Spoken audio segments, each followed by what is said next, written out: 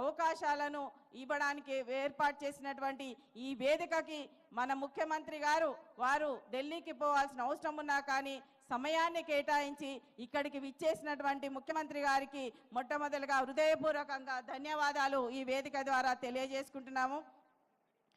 ఇక మన పద్మశాలి సంఘానికి ఇప్పటికే మన కమర్త మురళి గారు చాలా విషయాలు చెప్పిండ్రు. ఒకటే, మేము కూడా గత ప్రభుత్వంలో ఉన్నాము. గత ప్రభుత్వంలో పద్మశాలీలలో పేద వర్గాలు ఉంటాయి. కేవలం చేనేత వర్గాలతో పాటు చాలామంది అనగారిన వర్గాలు పేద వర్గాలు ఉన్నారు. వాళ్ళందరికీ కూడా చదువుకోవాలన్నా ఆర్థికంగా పైకి రావాలన్నా కానీ ఒక కార్పొరేషన్ కావాలని కోరినప్పటికీ కూడా గత ప్రభుత్వాలు పట్టించుకోలేదు. కానీ ఇప్పుడు ప్రభుత్వం వచ్చిన వెంటనే పద్మశాలీల కోసం వారికి ఆర్థిక భరోసా కల్పించాలనే ఉద్దేశంతో ఏర్పాటు చేసినారు పద్మశాలి కార్పొరేషన్. అందుకే ఈ వేదిక ద్వారా ముఖ్యమంత్రి గారికి హృదయపూర్వకంగా ధన్యవాదాలు తెలియజేసుకుంటున్నాను.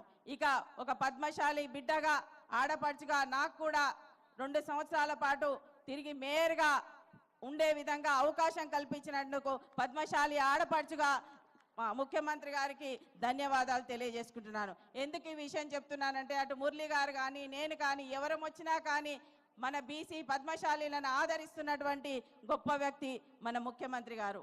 వారు ఏర్పాటు చేసినటువంటి ఈ సమావేశంలో ఈరోజు మన ముఖ్యంగా మనం చెప్పుకోవాల్సిన ముఖ్య విషయం ఏంటంటే మన పార్లమెంటరీ ప్రతిపక్ష నాయకుడు ఆనాటి మన కాంగ్రెస్ పార్టీ భారత్ జోడో యాత్రలో వారు ప్రతి చోట వెళ్తూ ప్రతి వర్గానికి బీసీ వర్గానికి సామాజిక న్యాయం కావాలని ఆశిస్తూ వారి ఆలోచనలను స్ఫూర్తిగా తీసుకొని వారు ఏదైతే కోరుకున్నటువంటి కులగణన ఏదైతే ఉందో బీసీ కులగణని మొట్టమొదటిసారిగా అన్ని దేశంలో అన్ని రాష్ట్రాలకు దిక్సూచిగా నిలిచే విధంగా తెలంగాణ రాష్ట్రంలో బీసీ కులగణనను చేసి అసెంబ్లీలో తీర్మానం చేసినటువంటి ముఖ్యమంత్రి గారికి ఇక్కడ అఖిల భారత పద్మశాలి సంఘం ద్వారా బీసీ కులగణన చేసినందుకు వారికి ధన్యవాదాల తీర్మానం పెట్టవలసిందిగా అఖిల భారత సంఘానికి వేదిక ద్వారా చప్పట్ల ద్వారా అందరినీ కూడా ఆమోదించవలసిందిగా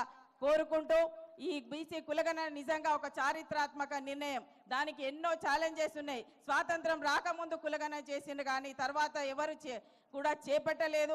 చేపట్టిన గత ప్రభుత్వం చేసిన సర్వేను కూడా బయట పెట్టలేని పరిస్థితి ఉన్నది. కానీ ధైర్యంగా కులగణన చేయడం కాకుండా బయట పెట్టి దాన్ని తీర్మానం చేసినటువంటి మన గొప్ప వ్యక్తి మన ముఖ్యమంత్రి గారు.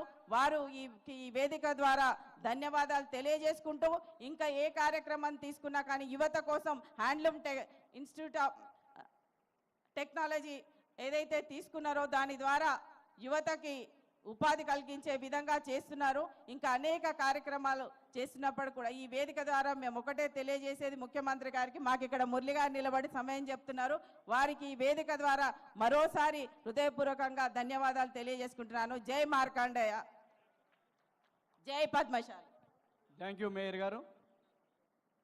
మన పద్మశాలి